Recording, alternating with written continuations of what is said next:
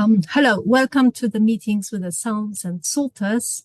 That's the second series. My name is Monika Opalinska. I will be the host of today's meeting together with Professor Magda Harzyńska-Wójcik, a co-organizer of the seminar series. Magda is an affiliated scholar with the Nanovic Institute for European Studies at the University of Notre Dame in Indiana and the John Paul II Catholic University in Lublin in Poland. I work at the Institute of English Studies at the University of Warsaw in Poland. I am also the founding member of SIGRUM, a research group for the study of manuscripts.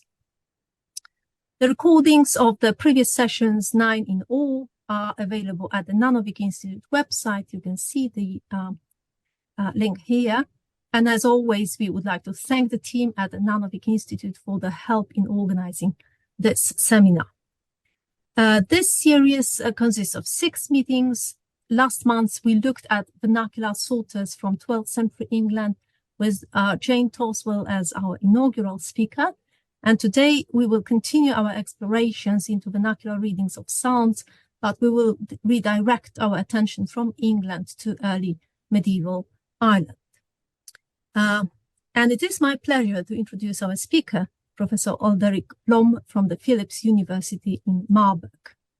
Alderik studied history and music as well as Celtic and German philology at Utrecht in Amsterdam and at the National University of Ireland, Galway. From 2002 to 2010, he worked at the University of Cambridge, where he received his master's and doctorate degrees and where he held a postdoc position afterwards. Subsequently, he was affiliated with the University of Oxford as postdoc and from 2013 as Associate Professor of Celtic. Since 2017, he has been Professor of Celtic in the Department of Comparative Indo-European Philology at the University of Marburg in Germany.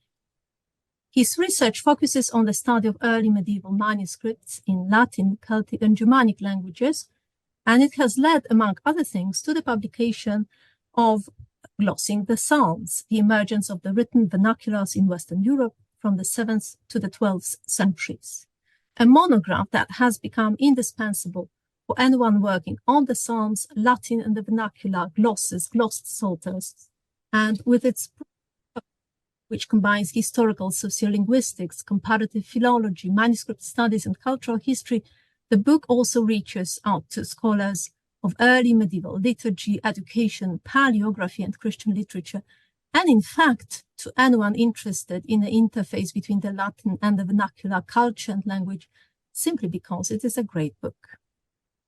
Alderik's other interests include the study of the continental Celtic inscriptions of ancient Gaul and a history of 19th century comparative philology and textual criticism as they developed within the context of Romantic nationalism in the Netherlands, in Frisia, Germany, Ireland, Britain, Russia, and the Scandinavian countries.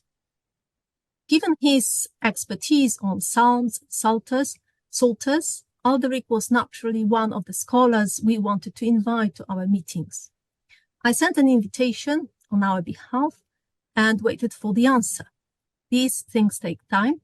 Eventually, when I was thinking that my email must have drifted somewhere on the net, I got the reply. I saw it on my phone as I was walking down a sunny mountain path in late October. Alderik suggested 2 topics, either a talk on one of the Irish Psalters or on an old Irish tract on the Psalms. A tough choice. We decided on the latter, and coincidentally, last Sunday, as I was walking down the same mountain route in the Tatras, though in a winter scenery this time, thinking that our meeting with the Irish readers of the Psalms and our guest speaker is almost at hand. I just recall the first phone and first message from him. So at long last, our much awaited guest, Professor Alderik Blom, will be talking today about reading the Psalms in early medieval Ireland, the Old Irish Treatise on the Psalter. Alderik, thank you for accepting our invitation, and the floor is yours. Monika, thank you very much for these very kind words of introduction. I will now for the hour of truth as I try to get my screen shared. I hope you'll bear with me for a second. And do you at the moment see the first Yes. slide of my presentation? Right. Once again, thank you very much. Those were very kind words of introduction. Much praise. I hope to live up to it tonight. As was already announced, I want to talk about reading the Psalms in early medieval Ireland, focusing on one specific text in particular, but of course mentioning various other ones as well, which I will introduce to you in due course. Now, I will be speaking from a script, which is not what I usually do, but this is in the interest of time, and there's quite a bit of material to get through. But I'll try and read from my script in as lively a manner as possible. Hopefully you won't be able to tell the difference, really. And I start today's talk with a general statement, namely the statement that we have to keep in mind when we're dealing with this type of thing. Namely that for native speakers of Celtic and Germanic languages in early medieval Europe, Latin was a foreign language that needed to be learned. Literacy meant first and foremost Latin literacy. Now, in order to become literate in that language with its prestigious classical and Christian heritage, the surviving evidence suggests that, besides Latin itself, of course, there was a developing role for the vernaculars of Western Europe, especially in Ireland, and that even in areas that seem to be firmly based, as it were, in Latin erudition, such as that of the liturgy and biblical exegesis. During the 7th century at the latest, the Irish had developed a written register of their vernacular for the expression of prose and poetry, and the practice of annotating Latin texts in Latin or Irish, or in combinations thereof, was widespread already by the year 700. Now, this prominent role of the vernacular as something approaching equality with the prestige language of Western Christendom in the early Middle Ages was unique for Ireland. How and in what form did people start using their own language in written form if the only point of reference had before been Latin? How can we find visible traces of this process, namely on the pages of surviving early medieval manuscripts? And this is the main basic question that has driven my research in recent years. And it has already been said by Monica, but I'll restate it again. In order to answer this, I try to combine the fields of historical social linguistics, comparative philology, paleography, and the study of early Christian liturgy and literature, as well as cultural history. And early Irish writing and reading habits especially are worth studying in detail, and today I shall therefore focus on a bilingual, or rather a macaronic, Irish-Latin commentary on the Psalms. And I hope you'll actually see my next slide, but my computer is a little slow, I find. Okay, you bear with me as I'm trying to get to the next slide at least. There it is. There you go. Apologies. The Old Irish Treatise on the Psalter. That is the modern name of a unique fragmentary vernacular text consisting of a long, learned introduction to the Psalter and the first part of a commentary on Psalm 1, verse 1. So obviously the commentary doesn't run very far, even though the number of Latin citations is such that we should really speak of a bilingual, if not a macaronic text. The tract itself, which suggests a context of monastic instruction, is generally dated shortly after 800, even if the main manuscript witness, which you can see on your screen here, forms part of a well-known manuscript from the Bodleian Library in Oxford, namely Rawlinson B 512, which is dated to the 15th century, so quite a distance in time there. There are, in fact, as you can tell from this slide, 2 surviving manuscripts, and they are clearly copies of the same exemplar. Indeed, both finish with the same word in mid-sentence, and they often show the same abbreviations, mistakes, and corrections. However, both manuscripts are late. I've already mentioned the Bodleian Library Codex, Rawlinson B 512, which is dated to the 15th century, whereas the second manuscript, now kept in the British Library, Harley 5280, dates from the 16th century.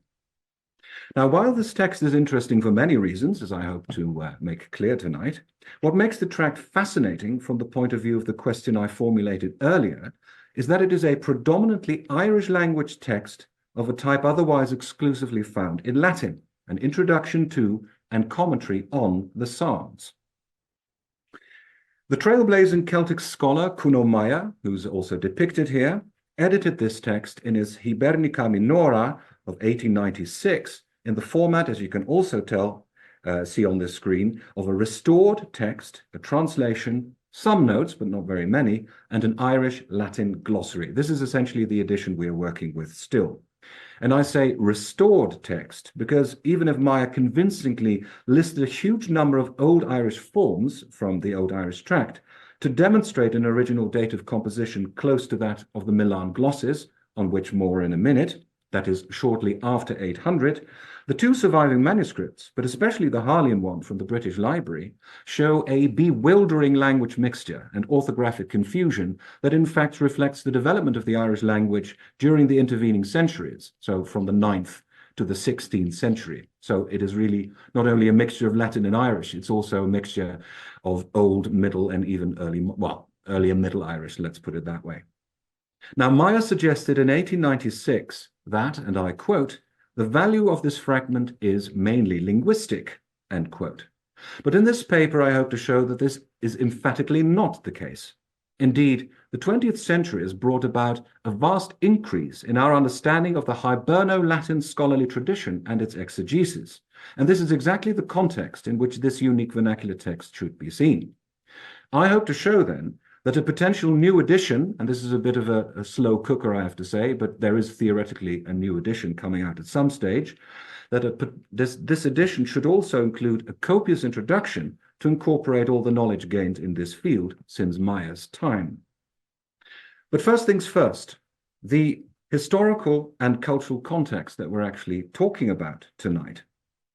Now, as said, within Europe, the medieval custom of writing in the vernacular first becomes visible in Ireland, and importantly, also in monastic Irish centers of learning across Europe, as displayed on this map. So we're not just talking about Ireland itself, but about, a good part of Western and Central Europe as well. Now, as we will see, the Psalms and their exegesis played an important part in Ireland, as they did, obviously, elsewhere in Christendom. But what do we know about the reception of the Psalms in early medieval Ireland and Irish centers of learning on the continent?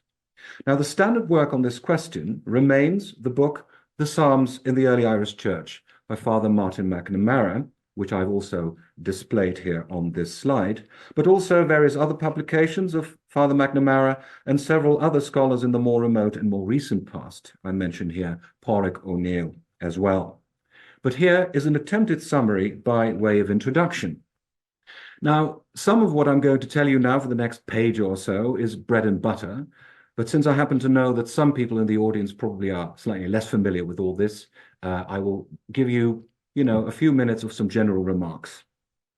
So as most of you will know, but for the benefit of those who don't, the Psalms played, and play to this day, a central role in Christian liturgy and the Christian liturgy of both East and West. The entire run of 150 Psalms is chanted each week in the Western Divine Office, and the 5 principal sung elements of the Mass, the introit, the gradual, the Alleluia, the offertory, and the Communio, all came into existence as Psalms. In monastic communities especially, daily recitation of the entire Psalter, whether in private or in company, represented, as they still do today, a pivotal element of ascetic discipline, even if the number of Psalms to be daily recited still varied in the earlier rules. However, the rule of Saint Benedict stipulated that the entire Psalter should be recited once per week. Sermons on the Psalms were also common, and the recitation of the Psalms also contributed considerably to the development of plainchant. Memorization of the Psalter, therefore, was a universal monastic requirement, one imposed on a monk as soon as he committed himself, or herself, by the way, to the ascetic life, as well as on novices and pupils. The Psalms served not only as the daily text in the recital of the divine office, but also came to be the educational primer and thus the most studied text of the early Middle Ages.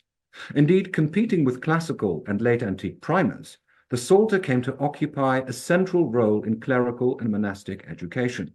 For example, Anglo-Saxon sources also suggest that only after mastering the Psalter, the oblates were put to study the Distica, previously assigned to Cato, of course, but the Pseudo-Catonian Distica and other established school books from late antiquity.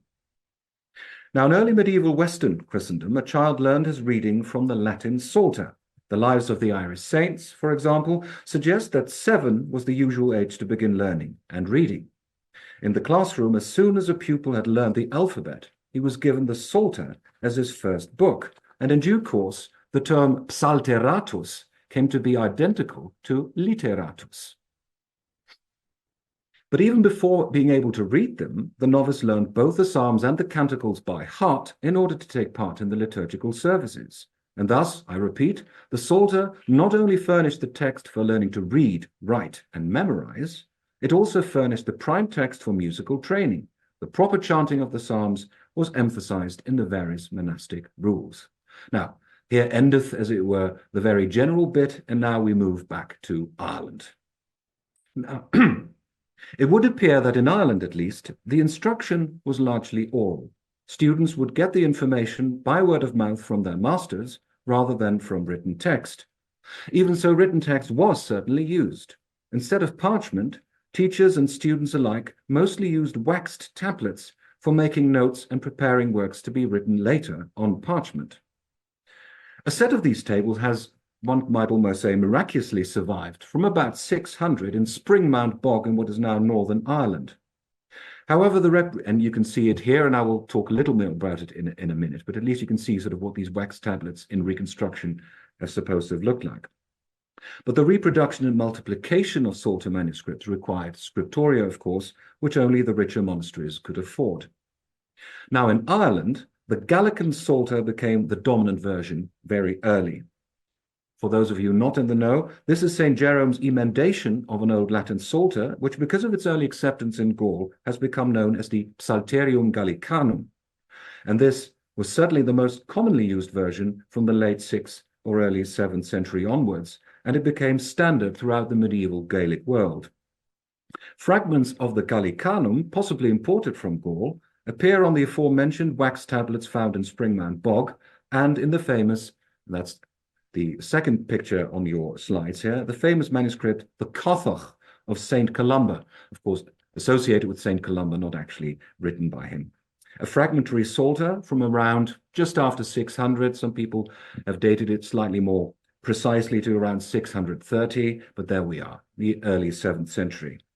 Now, as you can see from the picture of the Cathoch, Irish Gallican Psalters are typically written per colla et commata, and are often divided into the so-called 350s. That is, of course, the 350s making up the 150 Psalms. Now, by contrast, no copies of any Old Latin versions have survived from Ireland. Still, St. Patrick seems to have used a Gallic Old Latin text, that is, at least as far as we can tell, from his 2 surviving pieces of writing, right, his Confessio and the one letter that survives by him. But it is unknown whether the Romanum, or the Roman Psalter, one of the other Old Latin versions, which had a very long lease of life, this will be known to Anglo-Saxonists, it was the standard version in Anglo-Saxon England, but it's not clear whether it ever reached Ireland.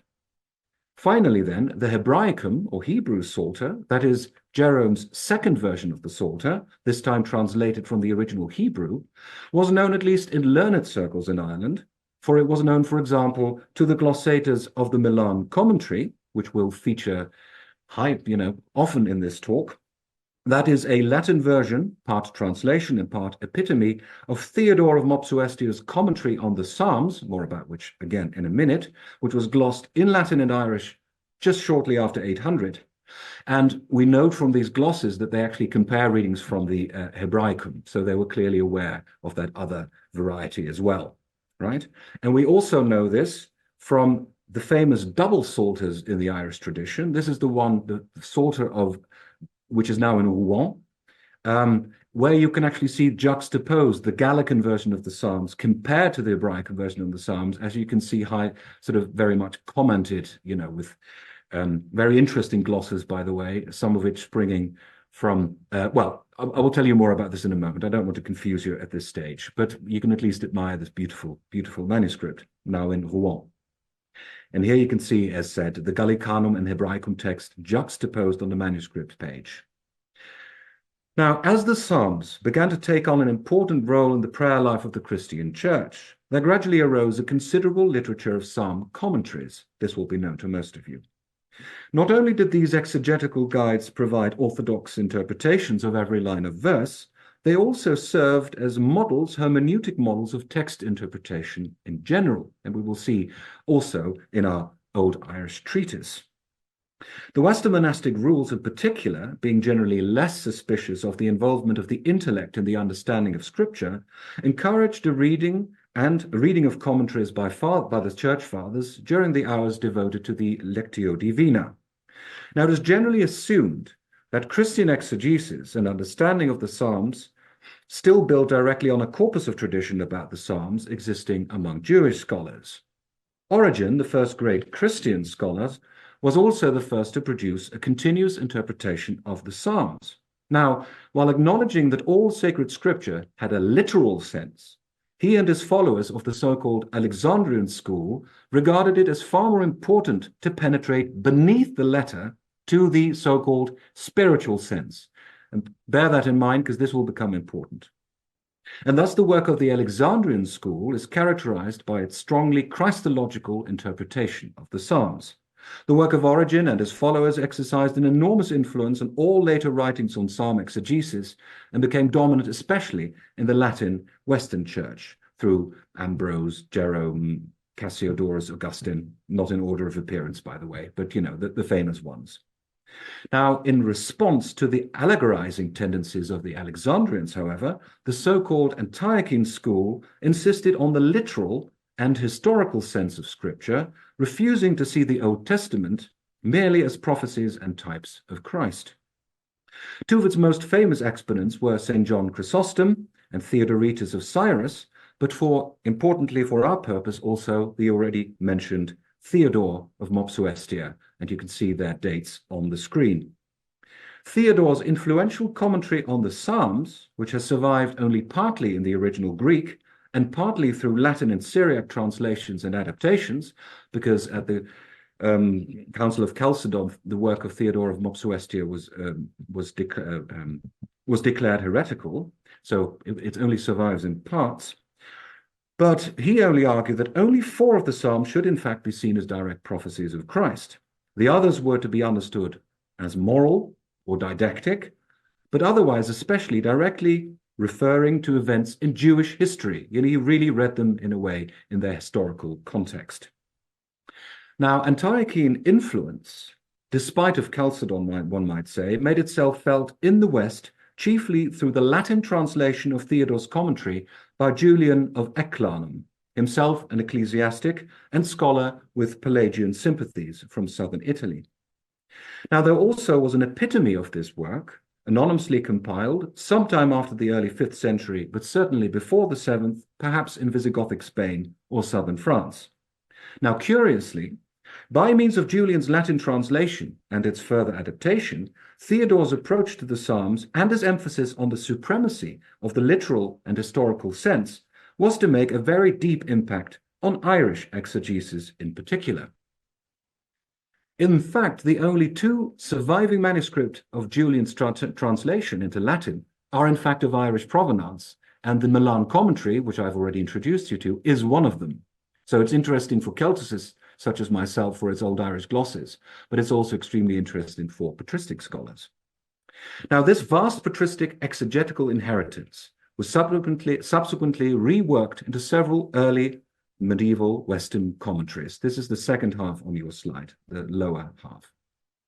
Now, one such post-patristic work consisted of series of introductions to individual psalms, the so-called argumenta, which together with a set of non-biblical tituli were hitherto often erroneously attributed to the Venerable Bede, known to most of you. And they are not written by Bede, but they do have a distinctly insular, that is to say, Irish flavor. For these pseudo-Bedean argumenta in psalmos provide a composite of 2 or 3 brief interpretations for every single psalm. Now, interestingly, the first interpretation always reflects the literal and historical exegesis of the Antiochene school, derived via Julian of Eclanum all the way back to Theodore of Mopsuestia. By contrast, the second and third interpretations were generally more moral and allegorical, which is what one expects because they borrow from works by Western fathers such as Jerome and Arnobius. Now, back to Ireland. It is commonly assumed that Ireland also produced a considerable body of psalm exegesis of its own from the mid-7th century onward, always up to the late 12th century, and it consisted mainly of commentary and gloss. However, because it's all in Latin and the manuscripts are spread all over Europe, it's not actually that easy to tell whether they are part of this Hiberno-Latin tradition. But the size and significance of this corpus of Hiberno-Latin exegesis was first pointed out by the, I think we can say, famous scholar Bernhard Bischof, even if it has recently been a matter of some dispute. But he has identified lots of texts as being part of this Hiberno-Latin tradition of exegesis. Be that as it may, Irish Psalter exegetes frequently employed a system that contained two historical interpretations for any psalm, leading to a fourfold scheme of historical, mystical, and moral interpretations. Even so, the Irish exegetical tradition stood apart from the general early Western tendency in favoring exactly this literal historical interpretation of Scripture. And this is the specific fourfold interpretation of Scripture, which I will discuss in the second part of this paper. One of these putative Hiberno-Latin works must have been an anonymous commentary with such a historical basis. We don't have it anymore. It's no longer extant, but its exact origin in time and place therefore also have to remain unclear, although it seems to have been composed sometime during the 7th century. It had an Irish provenance, if not origin, judging by the presence of exactly some of these typical interpretations, from which we can tell Hiberno-Latin exegesis, as it were. But we do have some texts that are important for my discussion today, and they are listed here in the second, the lower half of the slide here, because this commentary, this putative commentary, is reflected in some of these. For example, in the commentary known as the Pauca Problesmata de Enigmatibus, but as a shorthand called Das Bibelwerk by Bernhard Bischof, but generally known in English as the Reference Bible, and also in the so-called Vatican commentary, which is an 8th century running commentary on the Psalms in the form of a catena, that is a series of citations from earlier sources strung together. This text plays no role in my talk today, but I've written about it in my Glossing the Psalms book that Monica so kindly plugged, if you will. So if you're interested in it, you can read about it in that book. But it also, this influence shows in the old Irish treatise on the Psalter, written in the Irish vernacular in the early 9th century. And there we are back at the text from which all of this started. Now, I want to talk about the Christian Latinate background of this treatise, for it is complex and fascinating. The mostly indirect but profound influence of the Antiochian school associated, as we know now, with Theodore of Mopsuestia on Irish Psalter exegesis has been studied extensively in the early 20th century by Arnold Ramsay and more recently by the already mentioned Martin McNamara and Pádraig O'Neill. As we saw, this late antique school of exegesis emphasized the literal and historical background of the Psalms instead of the allegorical approach associated with Alexandrian exegetes starting with Origen. While the latter predominates in the type of early medieval exegesis inherited from the Latin fathers, it has been noted by me, for example, exceptionally, the Irish tradition tried to combine the two approaches, often even favoring the former one, but trying to, as it were, harmonize them. And parallels to this structure and particular approach, as visible in the old Irish treatise, as we will see, have also been detected in this text that you see now on your screen, which is known as the Eclogae Tractatorum in Psalterium, a Latin text attested in 2 manuscripts. One shown here is from St. Gall, and it contains selections, hence the name Eclogae, of passages from existing commentaries, but it shows these particular Hiberno-Latin types of exegesis, which we can tell from specific themes and topoi, like the tres linguae sacrae, Latin. It loves etymologies, for example, in 3 languages, Latin, Greek, and Hebrew, but also the sources, which are the usual Latin fathers, but also Theodore of Mopsuestia, and according to Bischof, even the slightly insular-looking script. But more important for our purpose is the second text, I've already mentioned it, Das Bibelwerk, or the Reference Bible, And this also is known from two manuscripts, shown here as the Munich manuscript, now in the Bayerische Staatsbibliothek. And this consists of a very long Hiberno-Latin commentary on all books of the Bible, including the Psalter, therefore, the start of which is shown here, where the commentary on the Psalter starts. Now, its structure is remarkably similar to that of the Old Irish Tract, for it consists of citations, sometimes even contradictory citations, and it loves etymologies. And in its etymologies, like, again, the Old Irish Treatise, it reflects two, like in exegesis, two different traditions, if you will. On the one hand, there's the late antique one associated with the grammarians Donatus and Priscian, but it also reflects the so-called Hesperic one, reflecting the learned style of literary Latin first used and subsequently spread by Irish monks during the period from the 6th century to the 10th century, and which is known for its curiously learned, if not to say deliberately obscure, style and vocabulary. And finally, it has the same typical question and answer structure, which students of mine that are in the audience today would also know from worldly literature in Irish, from the heroic narratives, etc., which is always the stereotypical thing. It starts with a question, then you get the stereotypical answer, ni answer in old Irish saying, that is not difficult to answer, and then you essentially get the tale. And in exegesis, it works in the same way. It always starts with a question, and then it says, that's not very difficult, and then you get the answer. Now, while the reference Bible shows a close resemblance to the Old Irish Treatise, O'Neill has convincingly shown that it is not a direct source. Even so, it is indicative of the same intellectual culture from which both texts must have sprung. The following example shows one way in which the Old Irish Treatise deals with the corpus and substance of this long tradition of Latinate exegesis, first of all, namely, by citing it, and that is unique for this treatise, by translating it. Patristic and other authoritative sources are quoted throughout in the Old Irish Treatise, as they are in the two Latin tracts, by the way, but they're cited in Latin, that is, but also, uniquely, with Irish translations, sometimes something akin to a paraphrase, but more or less, like in this case, a pretty literal translation. For example, since you all know what literal translations mean, I think two examples will suffice. Now, the first one you already see on your screen.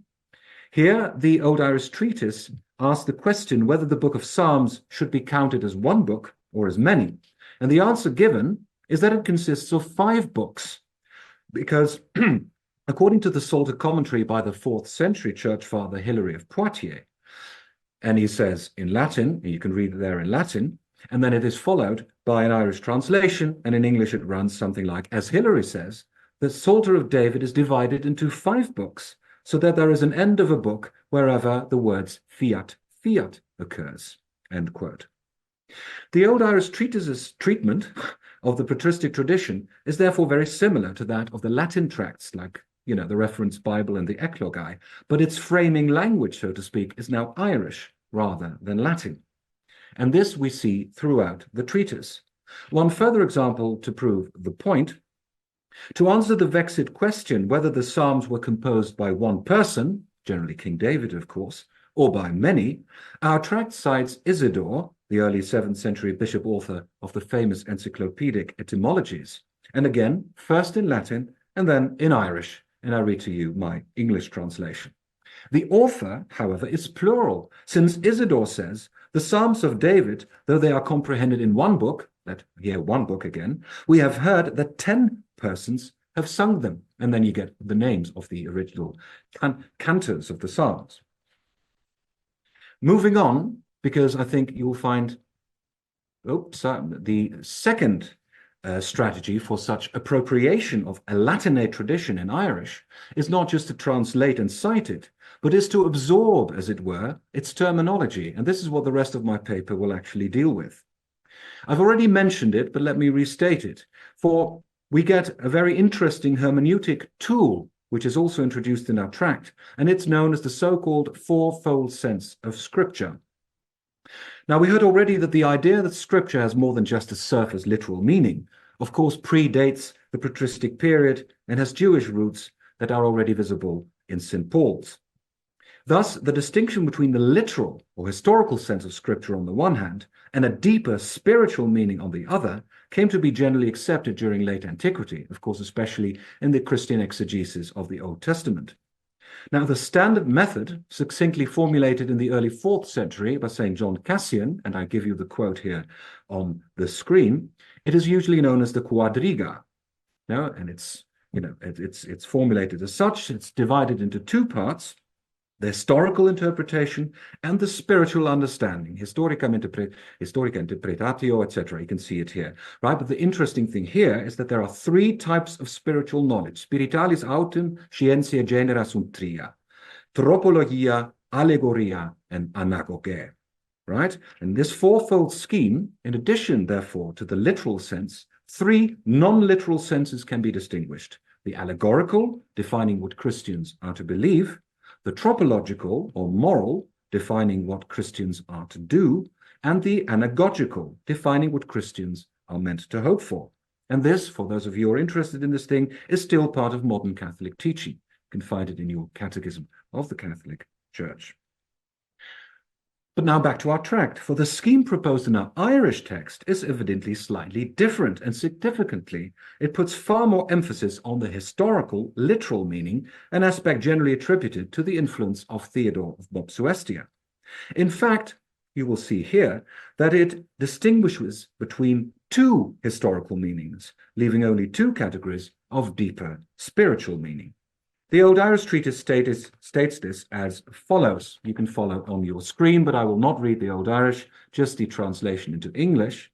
There are four things that are necessary in the Psalms, namely the first history, I would say, I know I say story here, but the first history, the second history, the sense, I'll leave it at that for now, and the morality or moral.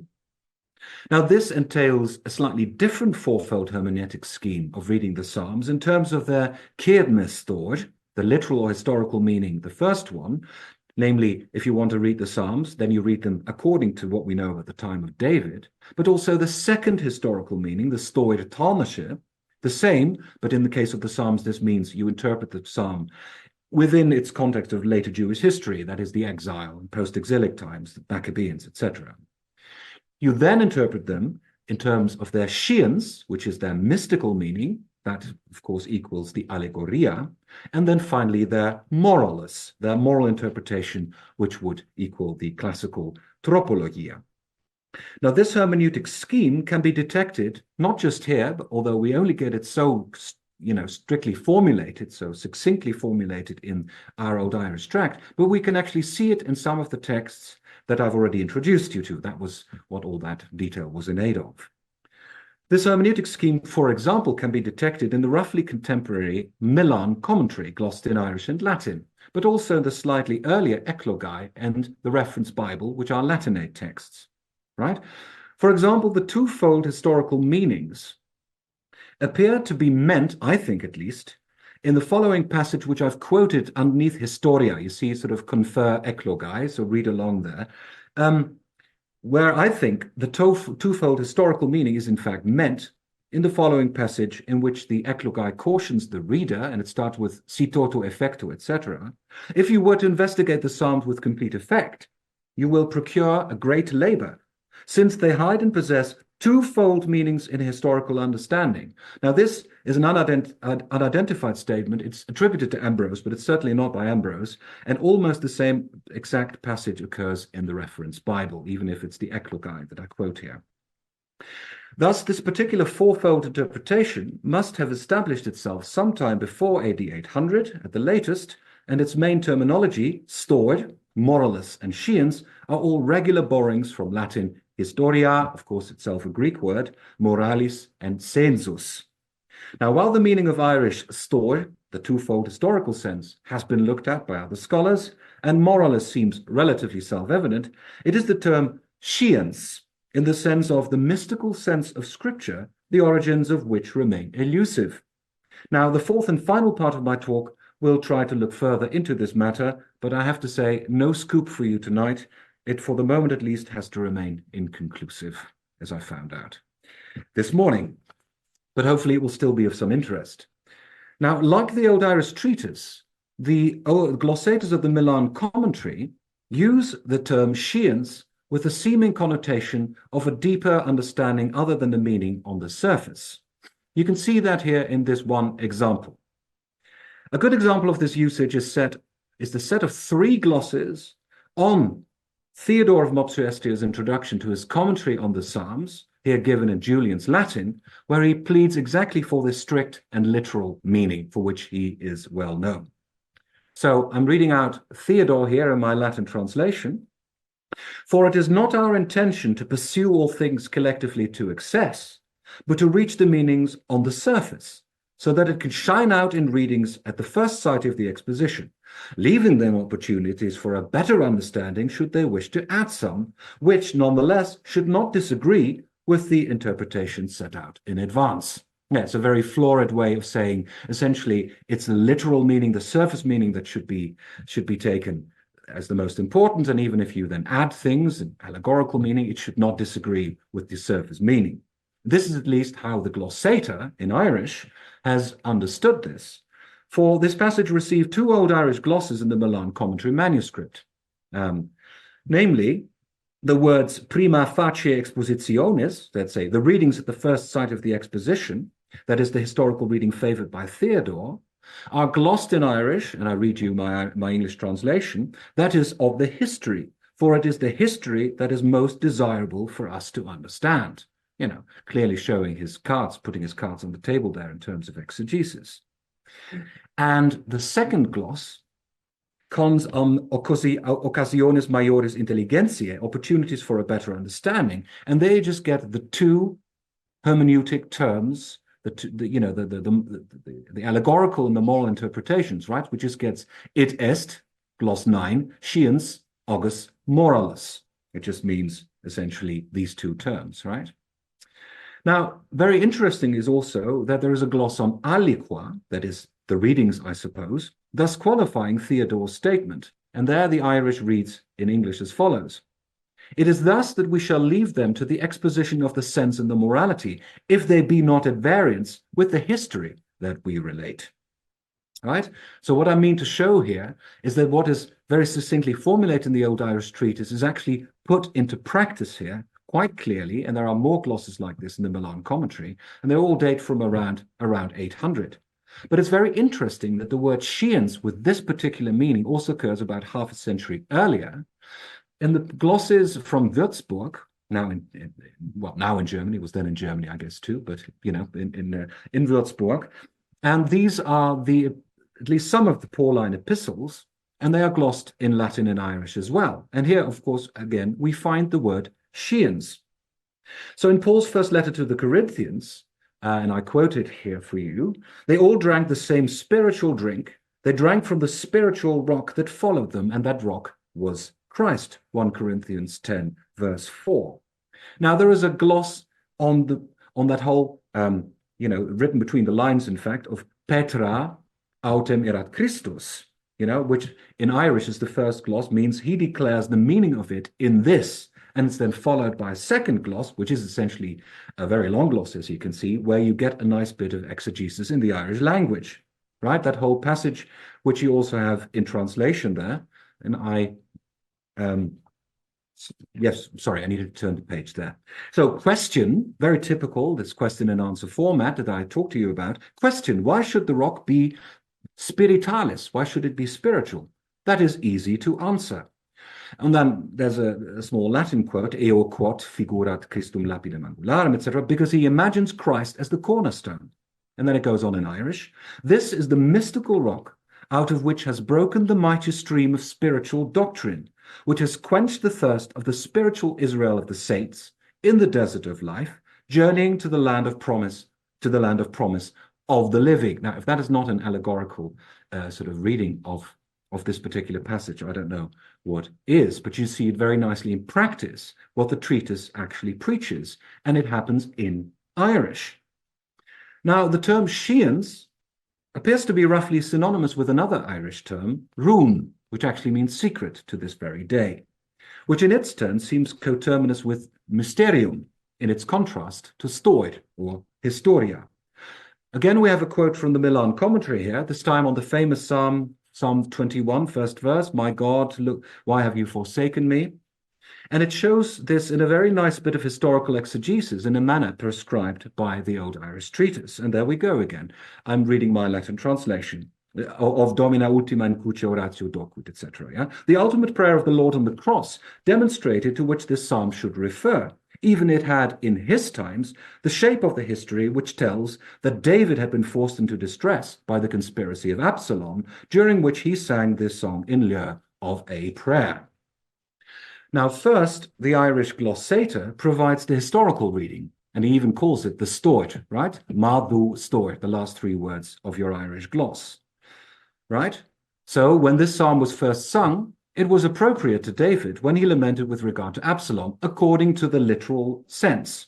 And then we get the mystical sense, it put in the mouth of Christ, where it says, Christ modoruin, Christ according to the mystical sense, right? Again, that interplay between star and sheens, right?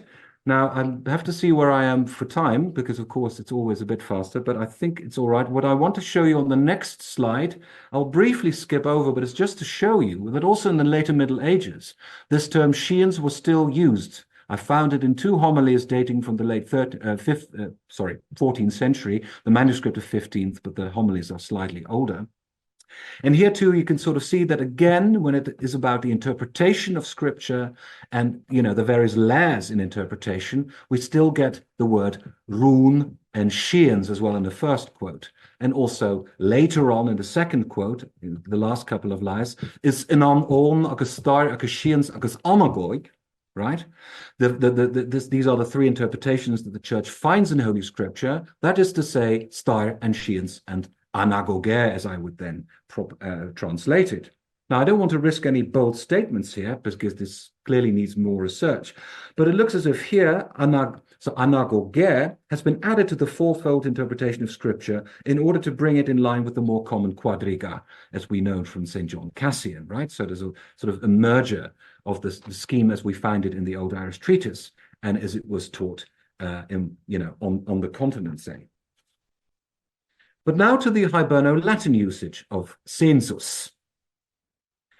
Indeed, the reference Bible, das Bibelwerk, contrasts the Latin terms historia and census in a very similar way, even if it uses Latin, not a vernacular terminology. For example, it asks the question, and you see it here, whether the psalm should be read according to historia or according to census. And the answer is, they should be read according to census, which is interesting, by the way, because of course Irish exegesis tends to favor the historical interpretation. And we may add a load of examples to this. Even so, and there I come to the final bit of my paper, and also the most speculative one, I guess, McNamara claims that this particular use of the Latin term census and its Irish derivation, sheens, is restricted to Hiberno-Latin usage. But that fascinates me. How does it get there? And can it be found outside of this typical Hiberno-Latin stroke Irish context? Now, to chart the history of such a common Latin term as census is indeed a hazardous affair, and I am actually hardly the person to attempt it, although, as you can tell, it hasn't stopped me. Indeed, the word census, as by the time we get to late antique and Christian usage, already has a long history behind it, especially within the context of Stoic philosophy. And of course, the term census is also common in the writings of late antique grammarians and metricians. And it tends to mean something like sense, idea, notion, meaning, a thought expressed in words, a term, which is exactly, of course, the counterpart of what we are looking for. But can we find the same specialized meaning of inner spiritual meaning associated with the interpretation of Scripture in Latin texts that were not written in an Irish context? Now, until now, it's certainly proven difficult to find a similar usage because in our context, census is used with qualifying adjectives, right? If you look at the works of the fathers like Cassiodorus, Gregory the Great, and exegetes as late as Beda, or the Venerable Bede, if you want to show that census is here meant to mean the allegorical meaning, you have to qualify the term census with adjectives like sensus allegoricus, sensus mysticus, etc., when this non-literal deep meaning is meant, right? And I've gone through them and haven't found any counterexamples, but I've only scratched the surface here, of course, because my term finished last week, and there's only so much you can do in a week. But a possible example, however, of a use of the term sensus with the meaning attributed to it in Hiberno-Latin and in Old Irish science as the non-literal meaning of Scripture may perhaps be detected in some of the works of St. Jerome. Now, I have to say I'm not the first one to spot this. Father McNamara did, but I think some more can be gained by a little bit of close reading here at the end of my talk. For example, in his commentary on the Ecclesiastes, he seems to be contrasting two terms, sensus and sermo, right? I'm reading, this is a comment, by the way, it is a commentary on the Ecclesiastes, but actually he mentions the 67th Psalm for Protestants in the audience, that's the 68th Psalm, where we talk about a dove which has silver wings and tail feathers of gold. Now, what Jerome does with this is the following. He turns it into a sort of a description of meaning, in a way, the meaning of Scripture. Silver and gold, so writes Jerome, in my translation at least, are in Scripture always used both according to word, sermo, or term, as well as meaning, sensus. Interesting, there he contrasts it. Therefore, in the 67th Psalm, the dove, understood according to the Spirit, has, on the first hand, manifest and visible silver wings, but it hides in the pallor of the gold a more secret meaning inside. Now, this comment refers, as I said, to the description of the dove in Psalm 67, verse 14, where the outside of its wings are like silver, whereas its back is golden. Now, Jerome takes this to illustrate that gold represents the deeper meaning, clearly indicated here with sensus, that's of course what I'm on about here, and the silver, the words of human speech, sermo, that just the term, as it were, the surface term. And the second quote here says something fairly similar. The Commentariolium Psalmos, I think, but or from one of the letters, I may have miscopied my reference here, I now notice, but the quote is Jerome. He notes something of the same effect for this verse, where the terms used are to contrast litera, that is silver, the historical sense, and sensus, also qualified as occultiora mysteria. Again, we talk about the gold as the mystical, spiritual sense of Scripture. And indeed, one of Jerome's teachers, Didymus the Blind, who died in 398, had analyzed this verse in a very similar way, in Greek, of course, and there he distinguished the logia, the silver, as the words, and the gold as the nous, or meaning. And I think Didymus must have taken this, Jerome must have taken this particular reading of the psalm from his teacher. So Jerome separates and turns this into a sort of interesting discussion that I suppose somebody like de Saussure would be proud of. Namely, he separates between the signifier, that is verbum or sermo, and the sensus in terms of significatio and sententia, the signified. And the use of such terminology in Latin, as I've noticed, goes back very far. It goes back at least to Cicero. Now, it seems to me, therefore, that Jerome is here trying to construct a terminology around sensus, unqualified by adjectives or participles, in order to actually come up with a term for the inner sense, the inner meaning of Scripture. And questions of translation were foremost on his mind. We've already said he translated the Psalter twice, right? And his letter 57, De Optime Genere Interpretandi, appears to use the terms verbum and sermo, outer form, and sensus, inner form, that is, meaning in a similar terminological manner. But here is a slight snag, of course, because even Jerome in these passages seems to still qualify sensus with terms like occultior and visui expositam, which seems to me to indicate that he too still felt he had to qualify the attributive sense of sensus on its way, as it were, to this undetermined sense in sense of the inner meaning. But I was quite literally very excited, slightly less excited when I then read it through, to find out that this particular analysis of Psalm 67, verse 14, also turns up in a Hiberno-Latin commentary on the Gospel of Luke. That's the second chapter, verse 24, the presentation of Christ in the temple, in a manuscript dated by Bernard Bischoff to the 8th century.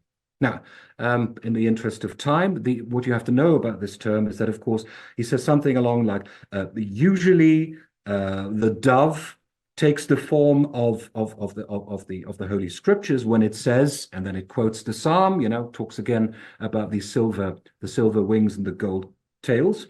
Quid argenti colonisu eloquentiam divina historia significat. So what does the color of silver not signify, but not the eloquentia, the sort of the words, I would say in this case, the sermo of divine history, and what, of course, does it indicate by the gold? Maybe the sensus spiritualis, right? So the inner spiritual mystical meaning, which are, and then we are on familiar territory, tropologia, anagoge, allegoria. Unfortunately, therefore, the term sensus here is qualified by spiritualis even in an Irish context.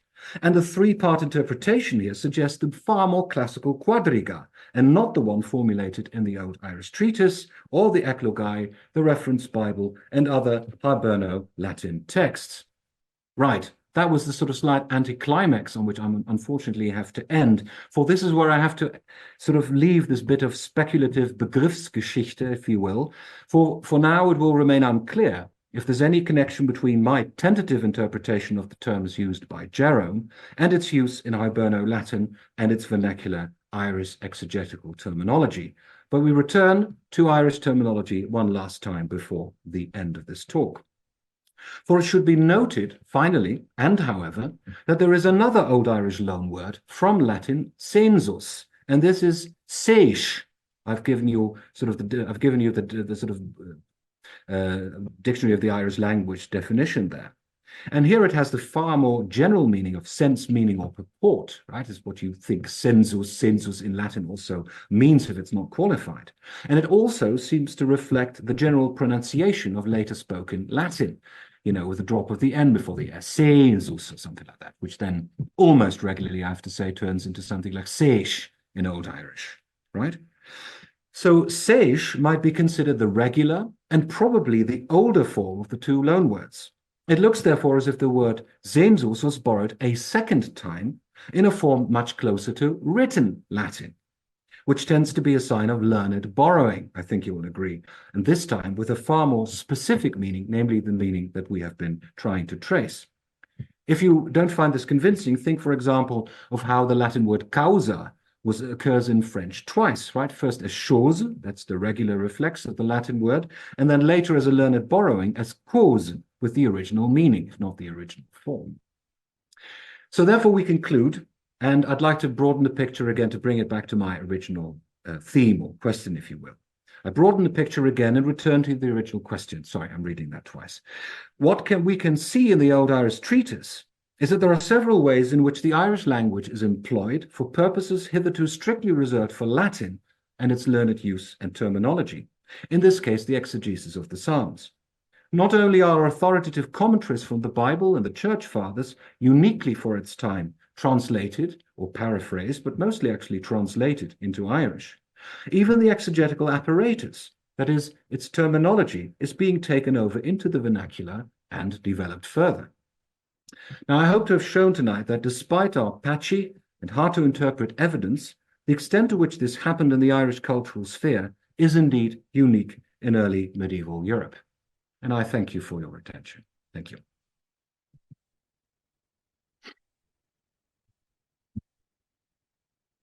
Now Thank you. Should I immediately get rid of the presentation? It may come in handy if we... Okay, fair enough. That's fine. Don't, just in case somebody wants to. So, Alderik, thank you. Goramachagot, if I pronounce that correctly. It was really amazing. It was interesting. It was informative. It was inspiring. It was all of this and double and triple that, fourfold. Okay. It brought together so many different threads and it showed so many facets of the Psalter, which indeed was a pivotal, well, much more than text, a pivotal phenomenon of the Middle Ages, both intellectual, spiritual, educational, and so on and so forth. So thank you. It was a veritable treat on the treatise. And thank you for this tour, which got us to see the Sheeans. I'm mispronouncing that, but you know what I mean. Goramachagot again. You said you've only scratched the surface, but I must say I can see that shining. And that's a beautiful.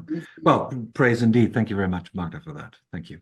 Thank you. Thank you, really, on behalf of all of us. And before I open the floor to give the floor over to discussion, I would like to welcome some very distinguished scholars whose names we all recognize on our bookshelves. I would like to welcome Professor Jane Roberts here, Professor Jane Toswell, Professor A.L. Pollack, and Tomasz Mika, who we all know from their works on the Book of Psalms. Now, the floor is officially open for discussion. You can either raise your hand to signal your willingness to ask the question, or you can, for whatever reason, if you would prefer to type the question in the chat, that is also a possibility. So go ahead. Questions or expressions of admiration in whichever language you prefer. Hiberno-Latin might be difficult to follow, but at least some person will understand.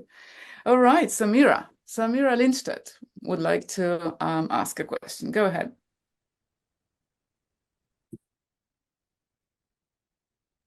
I don't think we can hear you, Samira, for some reason. Or is it only me? No, I can't hear Samira either. Neither can I, although she's not muted, so. Well, we can't lip read if you faced us. You can put your question on chat, perhaps.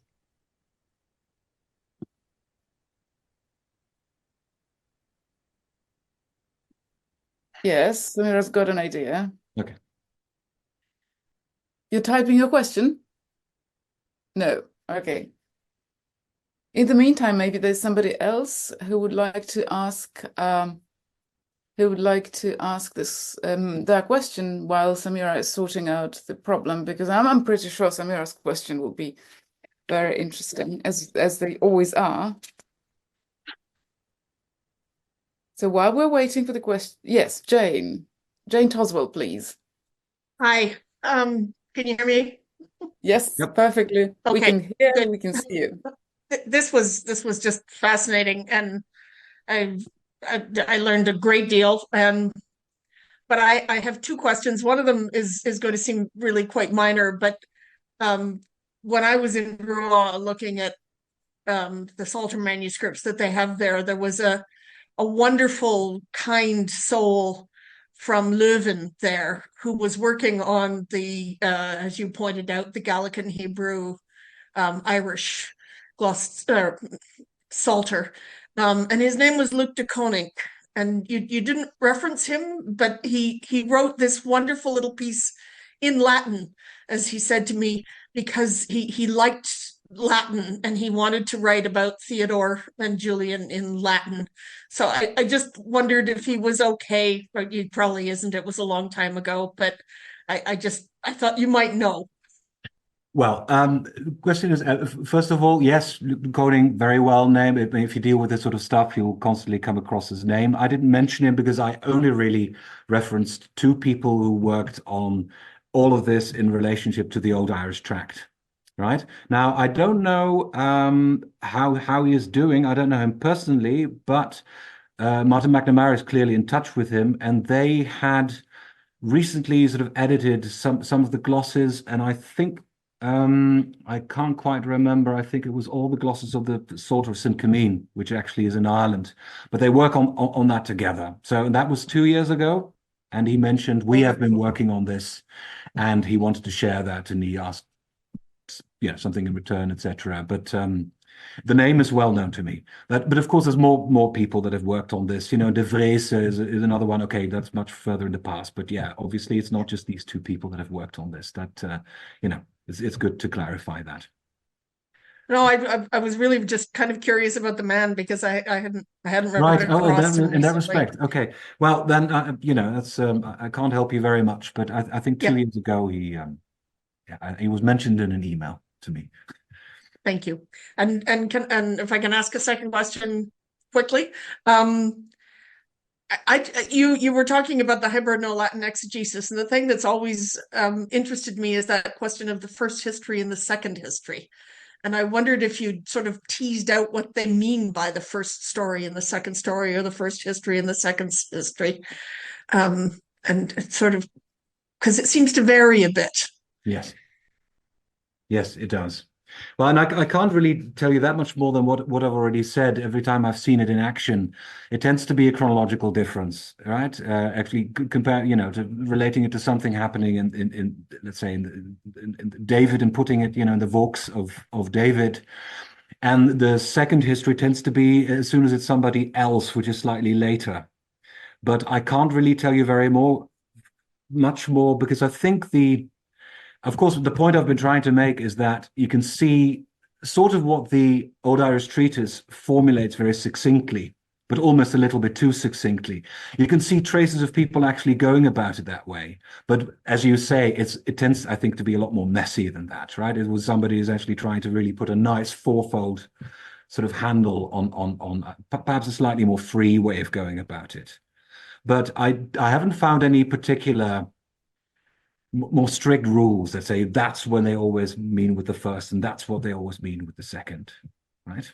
Yeah. So in a way, I can't help you much further than by what I've already. No, that confirms what I'd been thinking. So thank you very much. Okay, well, the thing is, because I've been actually sort of slightly perversely, perhaps, in some ways, been concentrating on what is actually least typical about this Hiberno-Irish form of exegesis, right? Because that word story has also been used. I mean, he's not here. He's one of the people who couldn't make it tonight, but my esteemed predecessor in Marburg, Erich Poppe, who's actually used story as a name of a certain genre in worldly Irish literature. And it's very interesting also how that word seems to be borrowed into Welsh and into Latin with almost opposite meanings. Sort of story is essentially that which is literal history you can trust, right? If I'm correct, ystyr in Welsh is essentially like fabula. Essentially, it's the sort of stuff that you can discard it. It's a nice tale, but it cannot be. So that story word. I mean, I'm using it here specifically, of course, as an exegetical term, but in Irish, it has a much wider, let's say, technical meaning as well outside of all this. Right? It would be interesting to see if they do something with first and second history there as well. I don't think they do, though, but I'm not quite up on the details there. But I know who to ask. Always useful. Thank you very much. Thank you. Samira, do you think you can give it a try? Can I be heard now? Yes. Yes, perfectly. Excellent. Okay. So perfect suspense, Samira. Oh God, now I feel I have to deliver.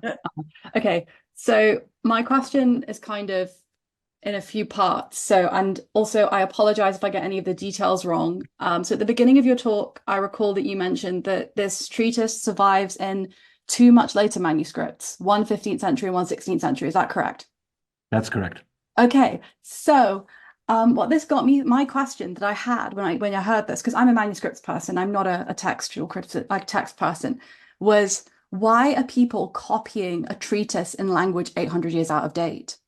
And that got me thinking about, so Archbishop Parker, I believe, after the Reformation, he was particularly interested in collecting Old English manuscripts, particularly Old English manuscripts of liturgical, biblical commentary, because he thought that this set a precedent that the Anglo-Saxon church had always had vernacular scripture and vernacular scriptural commentary independent of the Church of Rome. Yes.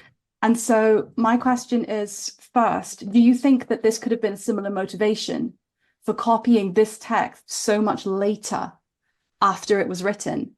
And if so, could that motivation have also influenced the readings that we have of it? For example, are there any maybe unusual uses of a certain word or unusual presentations of a certain passage that could have this kind of, I mean, particularly in the 16th century, this kind of reforming like bias behind it? Yes. Okay, that's a very good question, actually. I'll try and answer it as best I can. The fact that Old Irish texts are still being copied in the 16th century is nothing to be surprised about. This happens all the time. For example, in law texts and other forms of learned commentary, there is it's sort of a running tradition. So it's not like what you just described, Bishop Parker. The tradition of Irish scholarship, and it's very closely you know, the manuscript that have sort of learned law, etymology, anything to do with reading authoritative texts. That is actually, I would say, in the 16th century and early 17th century, still a fairly unbroken tradition. I don't think it is reactive. It starts being, but here I'm, of course, going into the early modern period, and there may be people here in the audience. I know that some people have Notre Dame here. It may be that towards the tail end of that, you might get, because you get an antiquarian movement, right? So perhaps people here have heard of the Four Masters, for example. You know, we're actually working in Louvain, in what is now Belgium, to you know, work still on a continuous manuscript tradition, even if the printing of Irish had been forbidden under the Tudors, right? But I would say in the 16th century, it's I wouldn't necessarily say it's reactive yet. And of course, we have these two manuscripts, right? And where they differ, I wouldn't say it's in any specific way of the type that you just suggested. You know, it's very much because I've edited the thing, and I've tortured some of my students in paleography class with it. Some of them, therefore, have also edited bits, and I think they will probably agree with me that where the two disagree, where you can actually tell somebody has been doing something with this, it's always sort of shortening a quote, sort of you know, something like that. Nothing where you would say this is really a different interpretation that you might run with, as it were. That at least would be my direct answer to that, right? It seems antiquarian, but not in any different way than people would have copied this in the 15th or in the 14th century, I would say. Thank you. Because it is a different situation, right? But of course, you get the suppression of Irish. Let's say that they're not allowed to print it, for example, that only the Protestant Bible is printed, as it were. So it sort of goes underground, if you will, and almost exported to the continent where Irish scholars are working on stuff like this. I don't know. Somebody here's perhaps from the Bodleian. I don't know if this is B5012, Ronson B5012. I don't know entirely about its whereabouts.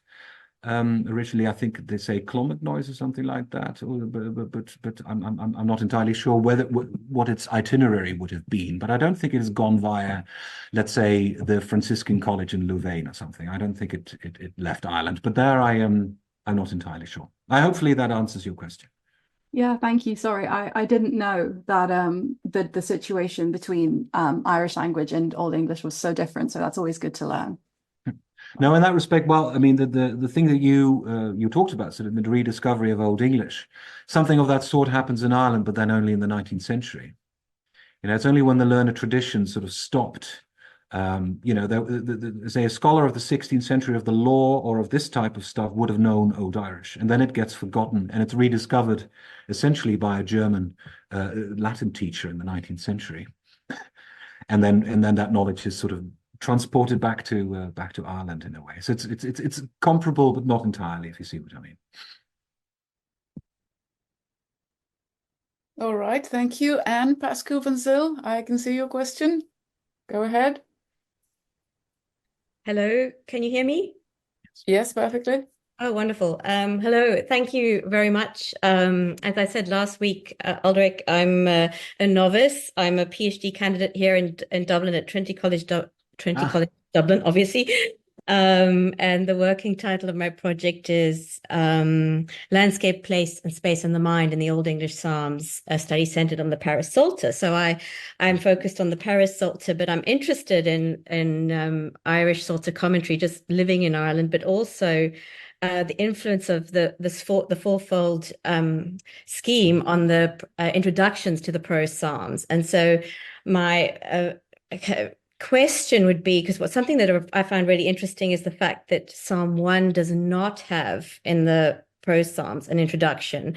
And it is my understanding from my very limited explorations that I think in the Old Irish Treatise there is a commentary on Psalm 1. So I wondered if you had anything to say about Psalm 1 from your purview of the Old Irish Treatise. Oh, well, I wish I could tell you a lot more. Now, first of all, I don't have exactly in mind what the treatise says on the first verse of the first psalm, because it's hardly anything. You know, I can get the additional out now, but It sort of Okay. stops. It's essentially the discussion, or the little discussion that there's been, is, of course, was this really a commentary on the Psalms or only an introduction? Ah, okay. Right? Because the thing is, if it would have gone on in the style in which the treatise is written for all 150 Psalms, that would have been an absolute whopper of a manuscript, right? Or in a sense. That's So interesting. some people have said, was it almost exemplary in a way? And this is what I have failed to mention, because I mean, there's always, so much you can say, even in an hour. But it's very interesting that the gist of the treatise, and I don't think it includes the first verse of the first psalm, was actually rewritten in I think the 10th century in form of an Irish poem. Really? Oh, There wow. is, yes, this treatise was turned into a sort of metrical, in standard sort of Irish devademeter, I suppose, for people to be able to remember it. Yes, Right? So, and that either they left out the rest of the commentary, or you would say it was never much more than what we have. Okay. Oh, Right? that's But I don't know if that helps you in your question. I think it starts just saying, but silly enough, I have a couple of books lying next to me, but not actually the Bernica Minora, which is still in my bag, I think, because I did bring it home. But I think it just says something along the who's, a couple of question and answer thing. Who sang it? By who okay. it sung, etc. And then it stops. Well, that's just enough, because what I'm trying to argue, this is in the second chapter of my thesis, and it's still, I'm thinking it through and we'll be revising, is that I'm really interested in the how the orienting, what I call, well, I get this from William P. Brown, actually, seeing the Psalms, the theology of metaphor, but how the tree allegory, I think you should say, rather than metaphor, but orients the entire Psalter, and that perhaps that was one of the reasons that there is no introduction to that particular psalm in the Paris Psalter. But I'm not, I'm still exploring. But what you've just said gives me food for thought, and I appreciate it. And I'm going to go out and try and get hold of your book as well, because I think it sounds like I should have come across it earlier, and I'm very excited to learn about it. So thank you very much. Oh, my pleasure. I mean, I'm sure you're familiar with this, but it's especially Pádraig O'Neill, right? Who I think is Yes, quite very much exactly. And he is at home with the Irish stuff as well. And I think nobody's pushed it any further than what he is. So if you read that, I think then that's the status questionis, I think, really, Well, that's comforting to know too, because I do refer to him. Thanks very much. Pleasure. All right, thank you. For the time being, I don't see anybody indicating their willingness to ask a question, so I might use the opportunity to let myself ask a question, because I think I do have that right. You suggested at the beginning of the talk, because there's just one edition of the treatise by Kuno Meyer, Yeah. and you suggested that there is a new edition coming up. Well, and I would like to ask you to say a little bit more about that. Well, I mean, it was meant to be done by yours truly, but as I said, it's a bit of a slow burner, really, to be terribly honest. If you really wanted to write a proper commentary on it, and sorry, not that I want to lament the state of modern academia, but commentary writing and that sort of stuff is not exactly attracting a lot of funding on the whole. So it's because it's a very old-fashioned affair, I suppose, right? But I'd like to. The text has more or less been edited. I've not really been able to improve a lot on Kuno Meyer's text, it needs to be said. I mean, he's done a couple of things because he's restored the text, right? I mean, the text that you find quoted is the restored text by Kuno Meyer. This might seem very odd to Anglo-Saxonists, for example, and I've told to people, sort of said, what, Celts is tampering with their evidence, we put things back into Old Irish that, are only half Old Irish, and it's not unproblematic. Therefore, I thought some mileage may be in just collating the two manuscripts again. But as I think I said right at the start, right, the orthography of especially the Harleian manuscript is really all over the place. I mean, it makes no sense to make a diplomatic edition of that because nobody can use it. Right? So then you're, of course, already talking about standardizing the orthography. And if you then standardize it, it starts looking a bit like what Kuno Meyer did anyway. And it's only in some things where I think knowledge of the Old Irish language has gone further. Yeah, won't bother you with the details, but relative sentences, etc. Where I think he restored, he made mistakes. but we're talking about sort of 6 things and then some other things. But so therefore, in terms of text, you can really work with what we have, right? It's just that there's a couple of language notes, and he lists all the old Irish forms, which of course is his way of saying the manuscripts may be late and the orthography is crazy, but there are so many forms in it that can only be explained as archaisms that nobody in the 16th century would have made them up and then spelt them the way they did, as it were, right? So he sees it as a sort of a quarry for linguistic forms. But it's a very interesting text in itself. It's a hermeneutic treatise in ways, right? How do you understand a text, and at what levels can you? And I think that whole Hiberno-Latin background would make at least for a very nice introduction, But even just this term science, before you know it, it's such a labyrinth, really. So, and doing this sort of, during term, and I think we'll all know that's sort of, it slows down. It slows down. So I hope to do it. And I don't want to do any territorial sort of exercise here, but if somebody has the time to do it and do it better, then they're very welcome. But yeah, hopefully at some stage in my career, when given life, Deo volente, I would produce an edition and commentary of this. Oh, thank you for this answer. It just reminded me of the most wonderful prefaces and of most humble translators or editors to magnificent works, really. There is a reason why you wanted to work on this, even though Kuno Meyer has prepared his text. So I think I can say that on behalf of more than just myself, that we're looking forward to this coming out, because there'll be certainly many things that will be added to Kuno Meyer's edition. You could even think of a digital kind of double or triple layer thing with the manuscript and the diplomatic, which, as you say, doesn't make sense, but we never know something doesn't make sense until somebody else has access to it, studies it, and then makes more sense of it.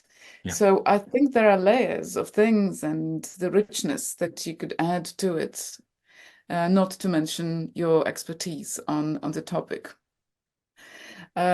It seems that we're coming close to the allotted time. So, and there are no I think there's one thing in the chat, but that was a very nice comment. Thank you. Yes, Samira says thank you, and there are no other questions and no other comments in the chat.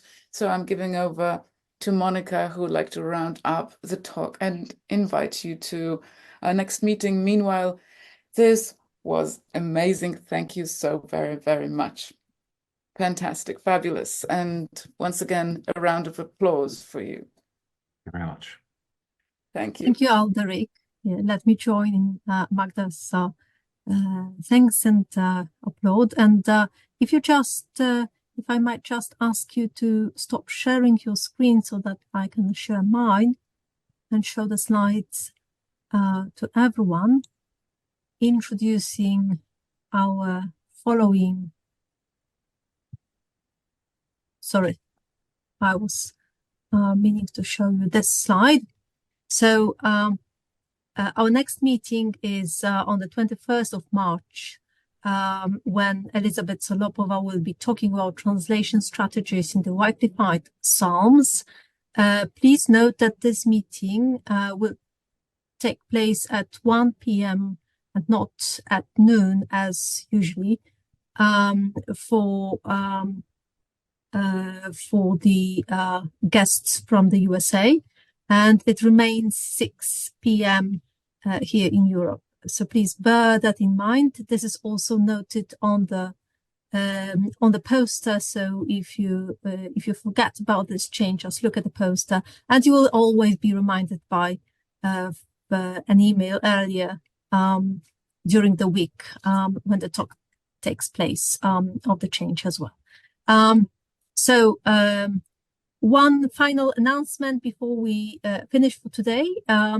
Tomorrow we have another lecture that is actually organized by my research group for the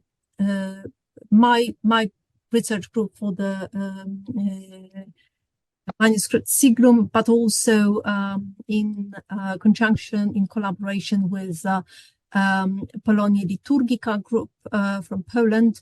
and it's about the Bible Missal. It's going to be delivered by Innocent Smith from the Dominican House of Studies. Everyone is welcome cordially to join us. Unfortunately, it will not be on Zoom. We talked before about the advantages of Zoom meetings. This one is taking place via Teams, and you can get a link directly if you click on this link here. I might probably send it to you via chat as well. It might simplify matters. So let me just at this point show the final slide, and I will just close this and copy the link and send it to you via chat. So you can see it. Yeah. Thank you so much, Alderik, once again. And thank you, everyone, for your presence here, for your questions and your discussion. I hope to see you. We hope to see you again in almost a month on the 21st of March. Thank you. Thank you for having me. Thank you. And thank you, everybody, for joining and for taking part in the discussion and for making us all feel that this is just as it was, as it has always been, the pivotal thing. Although life exists outside it, as we all know. Hard to believe, but sometimes it is. Thank you very much again. Thank you both. Thanks for also to the audience, and hopefully we'll see each other again soon. Have a good evening. Yes, Thank you. likewise. Thank you. Bye-bye. Bye. Thank you.